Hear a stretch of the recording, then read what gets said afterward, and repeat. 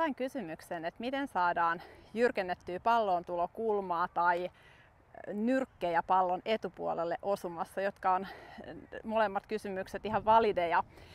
Tavoite nimittäin osumahetkellä on, että me lyödään alaspäin rautamailoilla ja peruslyönnissä driverilla sit ylöspäin, mutta kaikki muut mailat alaspäin. Ja jotta se on mahdollista, niin osumahetkellä nyrkit todella pitää olla täällä pallon etupuolella.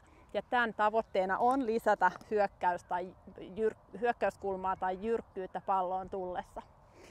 Monet ajattelee silleen, että työnnetään vaan niitä nyrkkejä sinne eteen, mutta siinä on ongelma se, että jos ne jalat ei tue sitä liikettä, niin se on mahdotonta. Mä käytän tällaista harjoitetta kuin osumahetkiharjoite.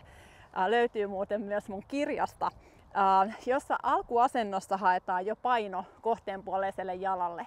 Taempi polvi tuodaan pikkasen sisäänpäin niin, että saadaan lähentäjät aktiiviseksi, plus tämän polven avulla saadaan paino varmasti kohteen puolelle. Ja kuten huomaatte, niin kädet itse asiassa liikkuu sen painopisteen mukana.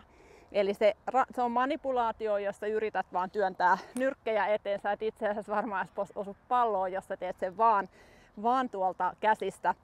Se ranteiden liike tukeutuu jalkojen liikkeeseen. Tosissaan osumahetkiharjoite on sellainen, missä paino on valmiiksi kohteen puolella, lantio kääntynyt, rintakehä jo kääntynyt hieman, nyrkit on siellä etupuolella, grippi osoittaa kohteenpuoleiseen lonkkaan noin.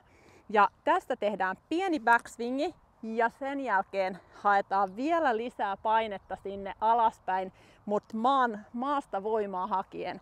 Kohteenpuoleinen jalka painaa maata vasten, yläkroppa pysyy alhaalla, jolloin saadaan se alaspäin menevä liike.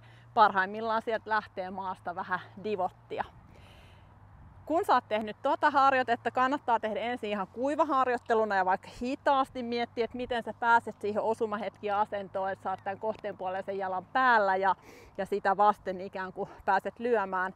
Sitten vähän levität stanssia tai otat painopisteen molemmille jaloille. Teet saman jutun ensiksi tällaisessa lyhyessä lyönnissä. Pieni backswingi ja sitten läpimenossa sama. Jäät vaikka loppuasentoon ja tunnustelet, että onko paino kohteen puolella, onko taempi jalka tullut mukaan, onko lantio lähtenyt kääntyy, kädet edelleen pysynyt kuitenkin matalina, ettet sä lähde nostelemaan käsiä ylös.